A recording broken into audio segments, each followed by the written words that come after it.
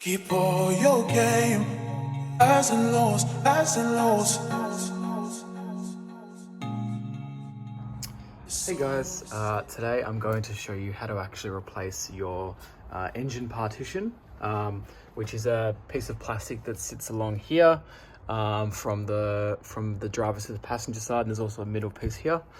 And these are known to deteriorate over time. Mine's a 2008 car, and the partitions were, you could almost blow them away. They were that flaky.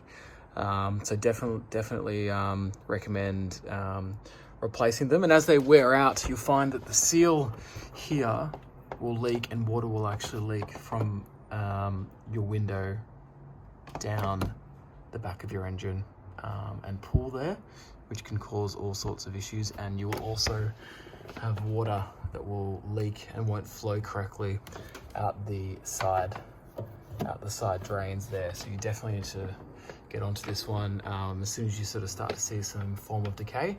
Now, I've actually purchased a set of these from Aliexpress. They took about 20 days to arrive, and they cost about $55. I've actually already removed my other or my original engine partitions, just because the condition was so poor and I was doing some work on the engine and they were getting in the way, but they weren't actually in good enough condition to reinstall after that. But it doesn't really matter because they are really simple to take out. So you have to remove your airbox here. That's held in by, I think, 3 or 4 13mm bolts, and you just twist them slightly, like half turn, just to unlock the tabs from here, and there's another tab that locks in down here. And you also want to remove the cover that sits, sorry, I should have started with this, but there's also a cover that sits over here with a drain that drains down here, and you just want to remove that. So it's got some 13mm bolts that you just half turn to remove counterclockwise. And then once that's removed, that will actually expose basically a couple of bolts that you remove. I believe they are either 10mm or 8mm. So I think there's about 3 or 4. So one here, I believe there's one here, and possibly one here and here. And the middle one actually screws in here, and they're T20s. So you just basically just work on from this side across that side and remove, but don't throw them out. So you have to keep them because you need to swap over some foam seals from the back of each side. So I'll show you those in a second. So here's the replacement set that I've purchased. Looks like they're semi-decent quality. Again, they came in about 20 days, didn't cost me too much.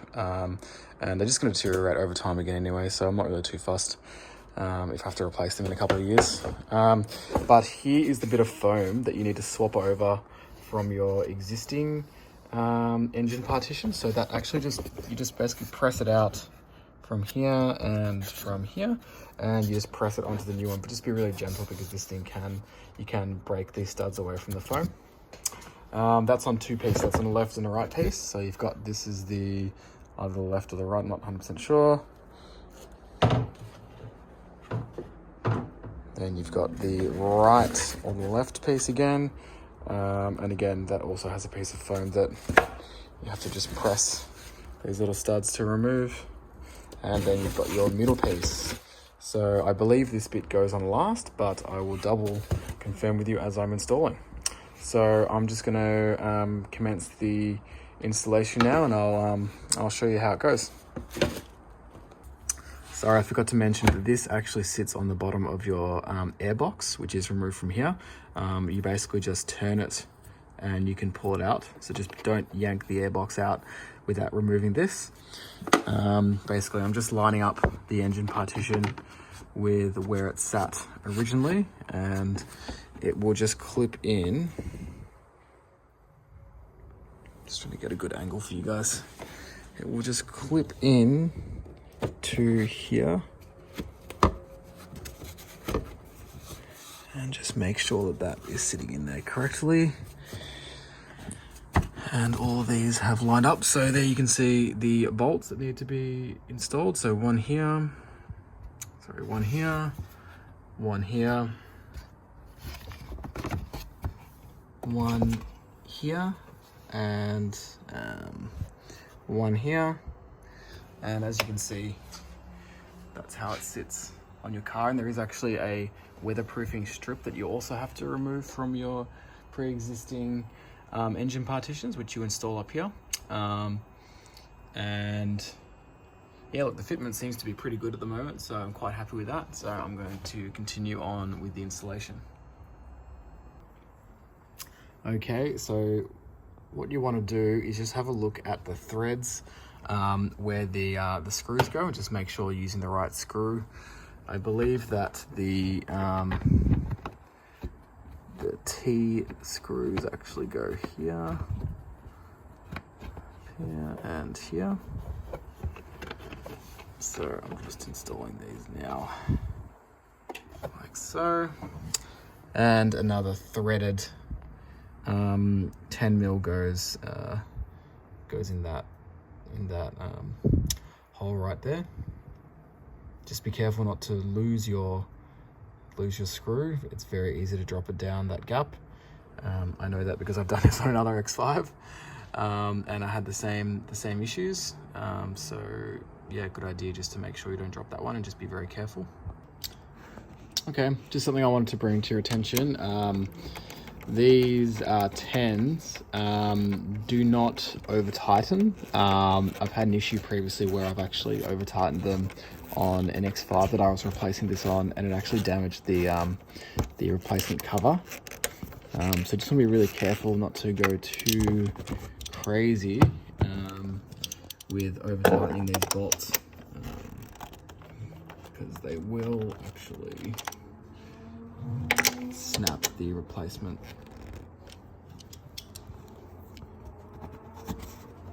So look, I would like a slightly tighter fit than that, but I'm hoping these will tighten it down quite a bit. Again, so these are a T20.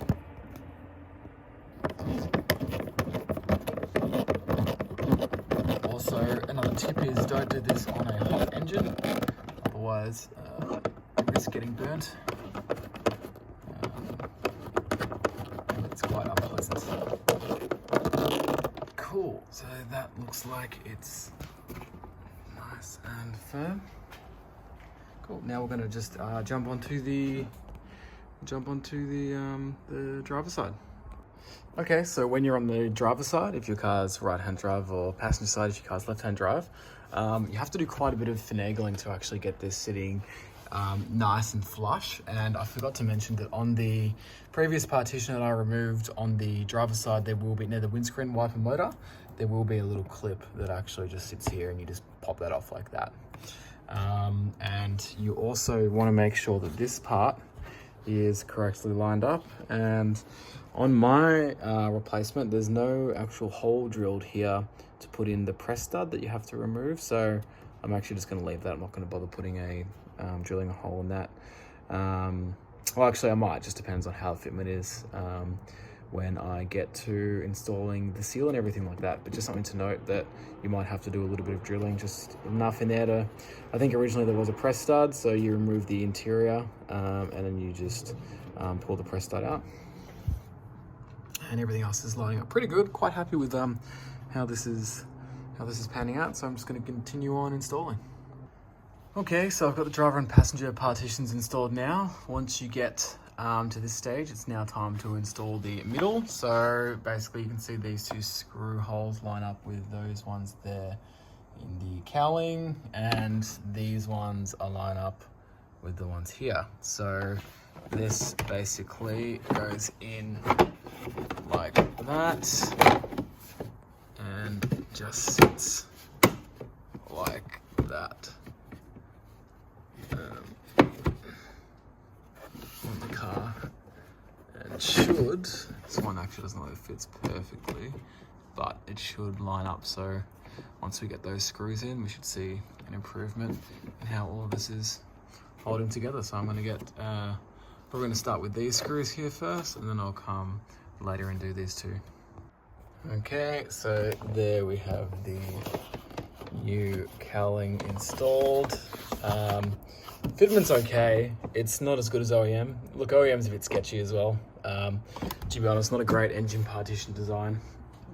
or really a cowling design, to be honest. I haven't seen anything like this on any other European cars. It's sort of a bit of a flaw in the design, just the way the water comes off the windscreen and drains sort of along this section here and then down. It just, any little leaves that get into here, it's going to block up the whole thing, and there's not really a seal on here or here to kind of protect the back of the engine anyway. So not an amazing design, BMW, but that's all right. We've managed to replace the damaged cowling, or sorry, the damaged engine partition for, you know, around $50, which is pretty good. So now I'm going to continue installing the airbox, the filters, sorry, and then I'm going to put on the rubber seal that sits along here. And yeah, look, I don't think I will bother drilling and installing this little pin here. It's not really doing anything, and the seal's quite good there, so I think that's okay, but up to you if you want to do it. There's just a little presser that goes in there. Also a good opportunity to clean down there while you've got all this apart, because if you get any leaves or debris down there and blocks that drain hole, this compartment actually floods in the rain or when you put your wipers on, and you end up having a bit of an electrical meltdown, especially when water gets onto the ground and the cables and whatnot. I've had it in a previous E70 that I've owned, where the car would start but nothing else was functioning, and it was because water was actually flooding from here and pooling up in here. So yeah, not a great experience, but yeah, definitely a good time to vacuum that out and make sure it's clean. I did mine the other day, so it's all good. My car's a 2008 X6 with 135,000 kilometers roughly. So yeah, basically this gives you a bit of an idea of the condition of what to expect on your vehicle with a similar kilometer odometer reading. So I'm going to continue on the install now. Okay, rubber seals installed. Basically, you just push this along the little lip here on the partition, and it will actually lock in. There's like a little lip on the top, and it will lock in and seat itself. Make sure you have these flush with the side seal, because you don't want any leaks. It actually also protects, gives a little bit of sound deadening as well. So make sure it's all on correctly. Same as up here, just presses on. And yes, that's sort of how it sits on there, and same with the side. It should sit flush up against the seal on the side here. Beautiful. Now I'm going to chuck on the airbox. All right, so I've got the airbox installed now. Now I'm going to install the top cover with the drain. So basically how the drains work is water comes off the cowl, it runs down here, pools in here, and then it flows out this side flap, which goes into the side fender drains there. So definitely recommend giving that a clean before you put it back on. Mine's okay. So you have to kind of finagle it behind there. And you want to also make sure that the drains are lined up.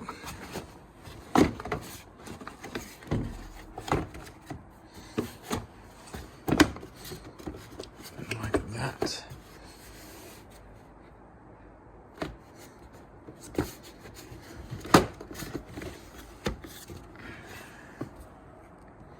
So that is how you install that cover, and then you just turn these to their locking position across your dash, and you do the other side with the longer flap.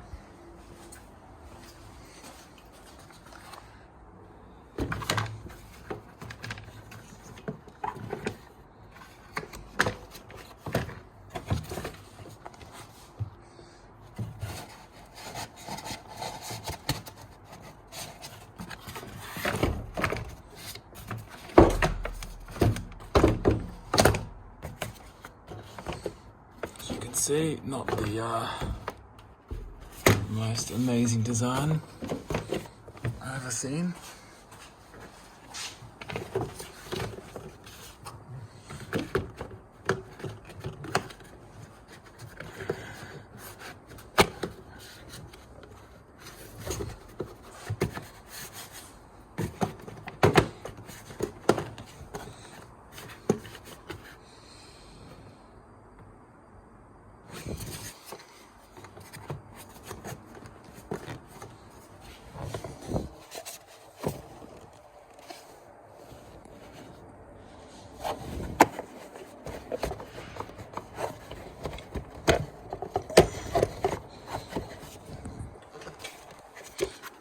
drains lined up. Beautiful. Now I'm just going to tighten up all these 13 mils and we should be good to go. Highs and lows, highs and lows. It's all the same. Highs and lows, highs and lows. Keep all your game. Highs and lows, highs and lows.